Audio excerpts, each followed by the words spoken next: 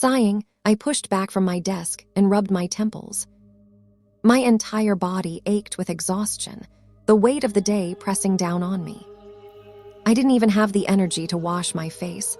I just slipped out of my clothes, pulled on my soft gray night tunic, and climbed into bed.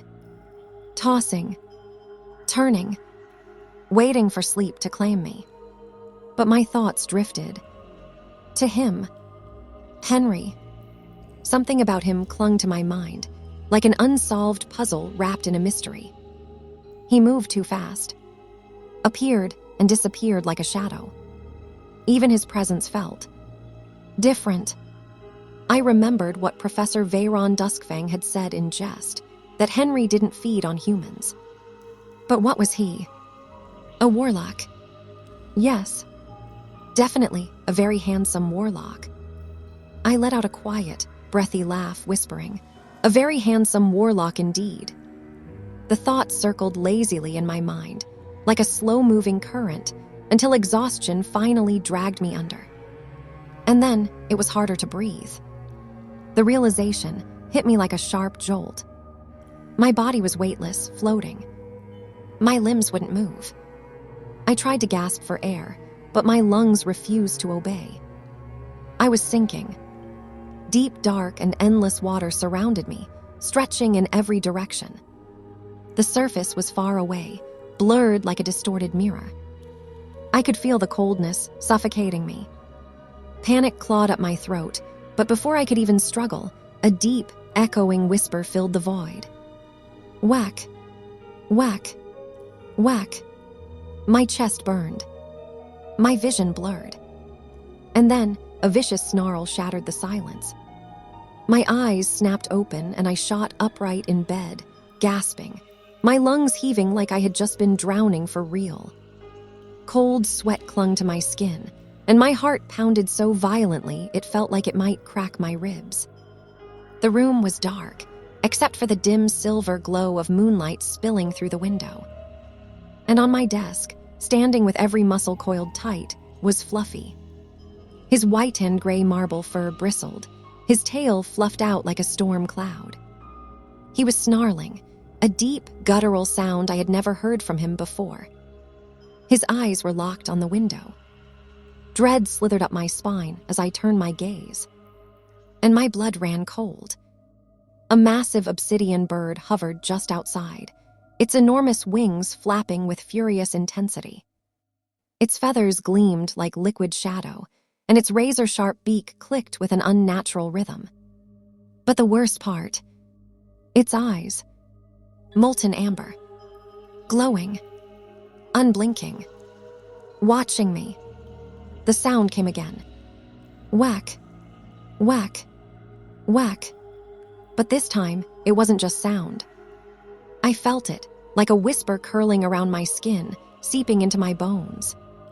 My entire body tensed as the bird opened its beak, and something moved inside it. A thick black tendril slithered out, like a living shadow twisting toward me. No, not a tendril.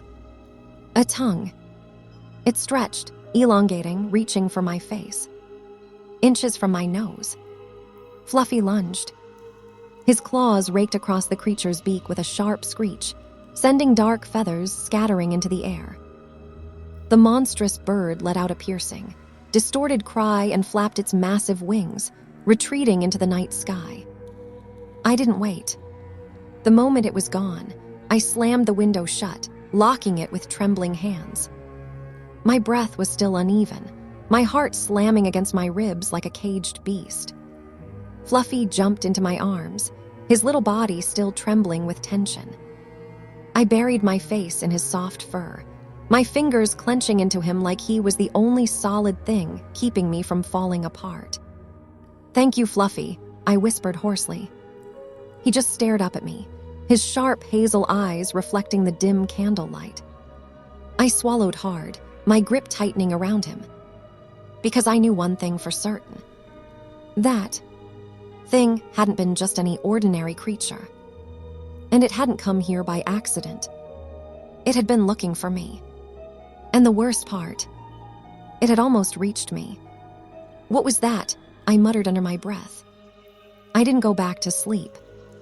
Instead, I sat at my desk, lit the candle, and frantically flipped through one of the books I had borrowed from the library. My fingers trembled slightly as I turned the pages, searching. A huge bird. It had to be in here somewhere. The moment my eyes landed on the familiar description, my breath hitched. I read aloud, my voice barely above a whisper. Whack whack. A vampiric creature that takes the form of a large bird. A chill ran down my spine. I swallowed hard and kept reading. It is said to be a witch, one that transforms into a monstrous bird at night, preying on unsuspecting victims in their sleep, draining their life force. My fingers clenched around the edges of the page. A witch. Oh my God, I whispered, gripping the book tighter. Isn't a witch categorized under eldritch? My pulse pounded in my ears. Eldritch creatures, forbidden from hunting on academy grounds. I thought no one was allowed to hunt on campus, I muttered, my voice hollow. I let the book fall shut, pressing my palms against its worn cover, trying to steady my breathing. But the thought was already sinking in, cold and suffocating. The rules meant nothing if no one knew about it. If no one caught them. I could still feel it, the presence of that thing. Its ember eyes locking onto mine.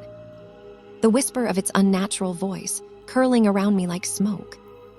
I had been seconds away. That was too close, and I had the sickening feeling. It would come back,